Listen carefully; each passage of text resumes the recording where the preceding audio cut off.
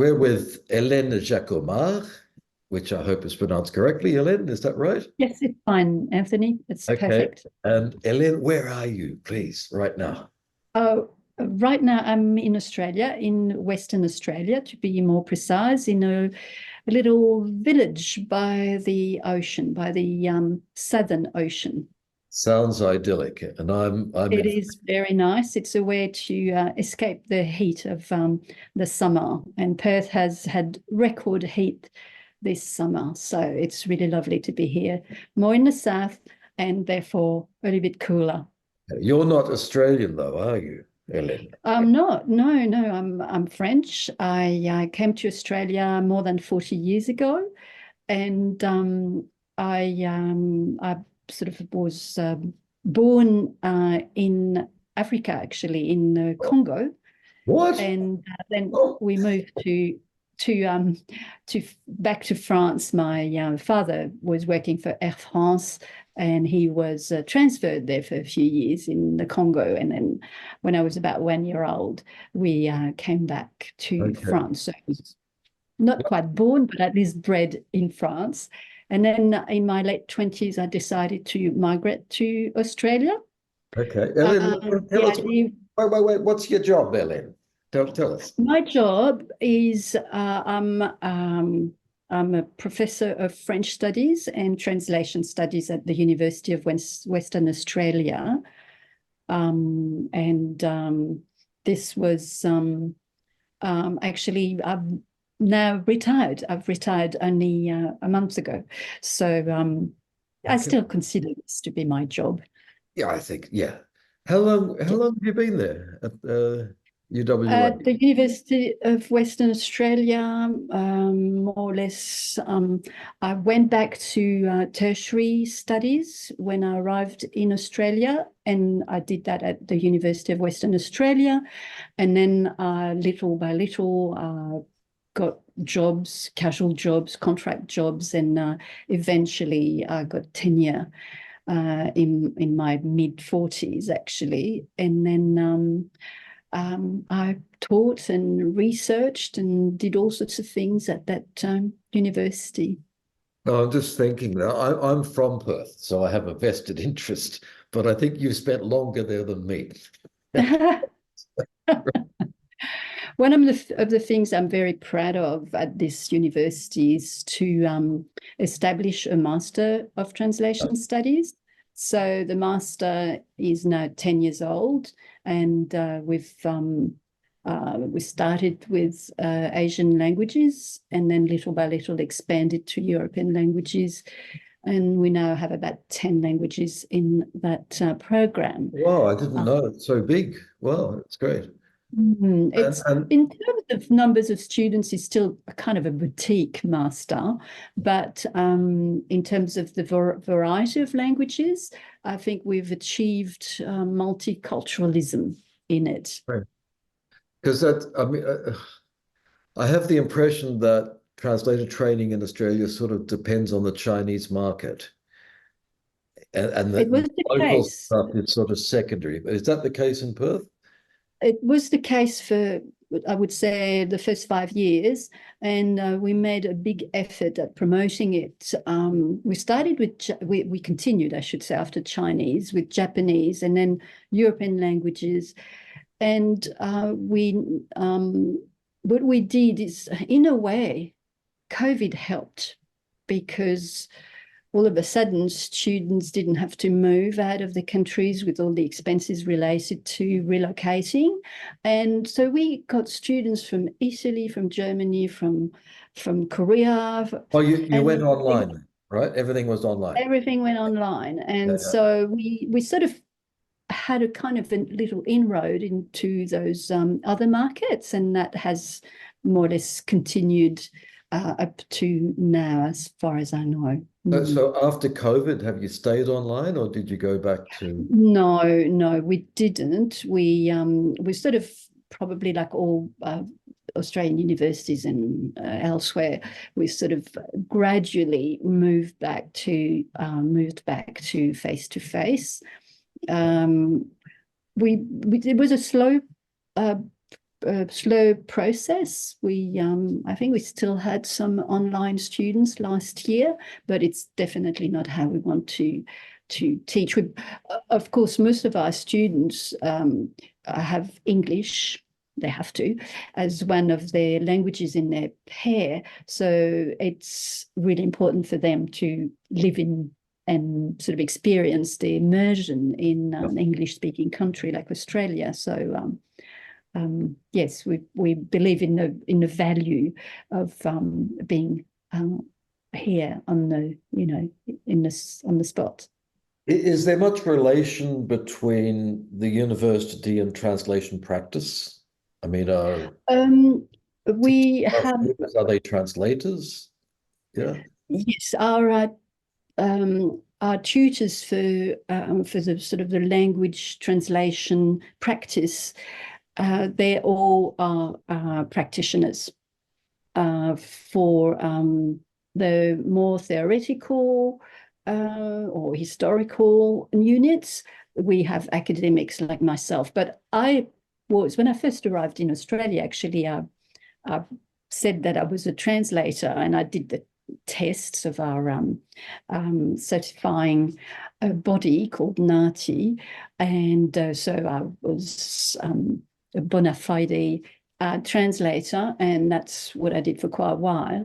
And alongside my academic career, which was very slow, as I explained earlier on, to get off the ground, I'm sort of made ends meet by doing a lot of professional translation as well as teaching.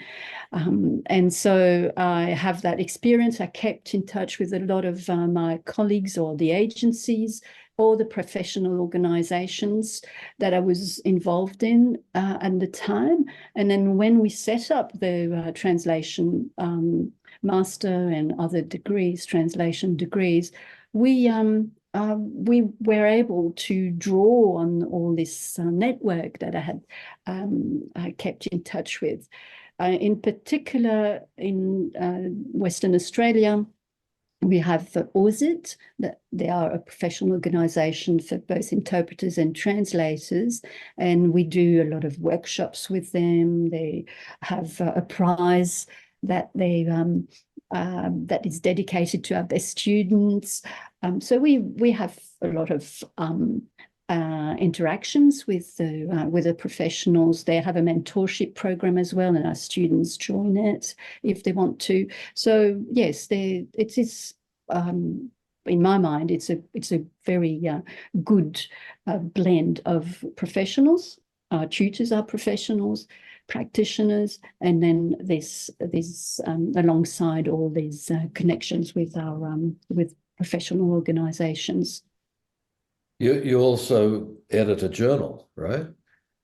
Oh yes. Well, it doesn't have anything to do with translation studies, although well, we all multitask. Possible. So the journal is called Essays in French Literature and Culture, and so it's been it was set up in the 60s by, of course, more senior colleagues than me, and I took over the editorial role in 2005, if I'm not wrong. And then since then, I've changed its nature slightly, like make the issues more thematic than it used to be. And also it's available online in open access now. So all sorts of things that we can do now and that allows the journal to be more visible. Very recently, I have taken over a role as well in a journal called Litra, which is a journal specialized in literary translation. So I'm now the co-editor with Eliza Nichols from Monash University. So we just helped publishing last year's issue, and we are working on this year's issue. So that's my involvement in translation studies, continuing that way. But what I like in Australia is that the academics working in translation sort of know each other and work with each other quite a lot, or is that just my optimistic impression? But I Oh, think yes. because there is the Aussie and Nati, and we're all dealing with the same institutions. I find That's it pretty true.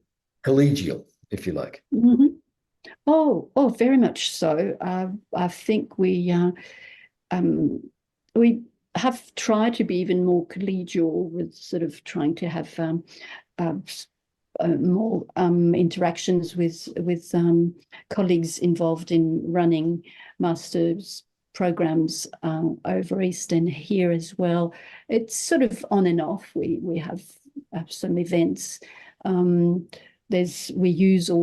can use also other platforms like thinking of the LC Now Association, which is a network of universities specialized in dealing with language issues. So we have, for instance, a little cluster. I said little, but it's not that little.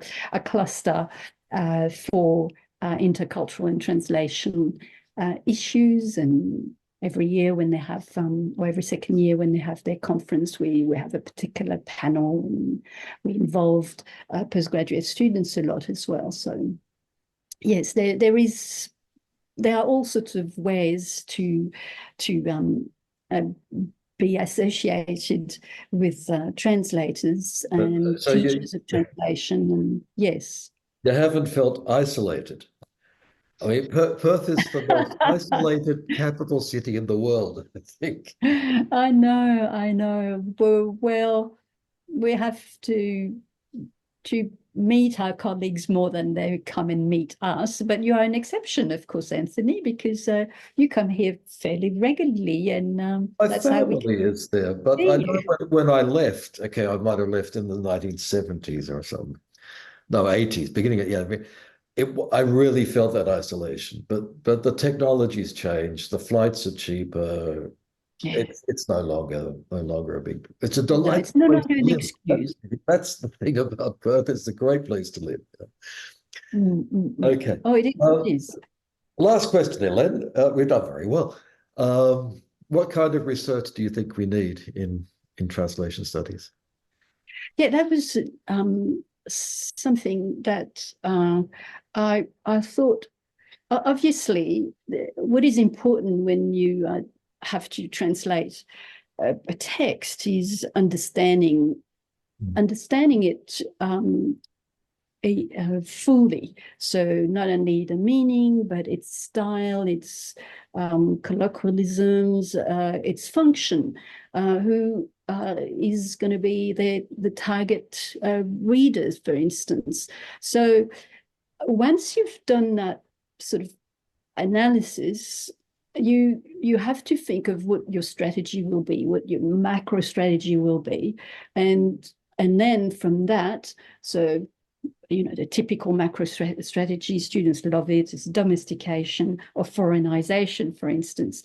Although I don't think they really are opposed, ends of a spectrum, but nevertheless, that's a bit how students see it. And then once you've decided on where you're going to situate your target text on that spectrum, you have to think of your micro strategies and, at the level of the sentence or even the vocabulary. So this finding your right strategy is really the most important thing. And I think you need theory to understand that. You need to understand what scholars have thought about this issue before you, and how you're going to handle the variety of schools of thoughts, and you're going to have to make decisions for yourself. So you need theories. You need theories that also are not easily applicable, but are applicable. You can see what you can do with it. So yes, you do need theories. Okay. Good. So that's what we should be doing. Is that right? Yeah. I think we see it in students when they start a course of translation studies. They imagine that it's all about practice, practice, practice. And we tell them, well, it's about education. So you have to be educated in the the history of translation studies, which is extremely long and rich, and you have to know a bit of jargon, because the jargon can help conceptualize your views or your intuitions, and then from then you can practice, but you need good backing. You need something to fall back on. The other thing I tell them is that if you are strong in being able to justify your solutions, your translation solutions, because you have thought about them, you thought, well, this is what would be ideal for this particular text, then you can defend those solutions with your clients. And that's so important. Thinking clients, particularly if they think they're bilingual, so they gave you a text that they can read and they know the target language very well, or vice versa, and they have their own little ideas, but their ideas are often, because they're not professional translators, your clients, their ideas are a little bit naive. So you there and you have a particular solution that is maybe a little bit creative, a little bit unusual, a little bit maybe original, and you have to defend it. And you have to say why you chose that. You need to be armed. Great. Hélène, thank you very, very much. My pleasure, Anthony. It was very nice to be able to talk about all those things that are really a part of my life now. Right. Okay, thank you.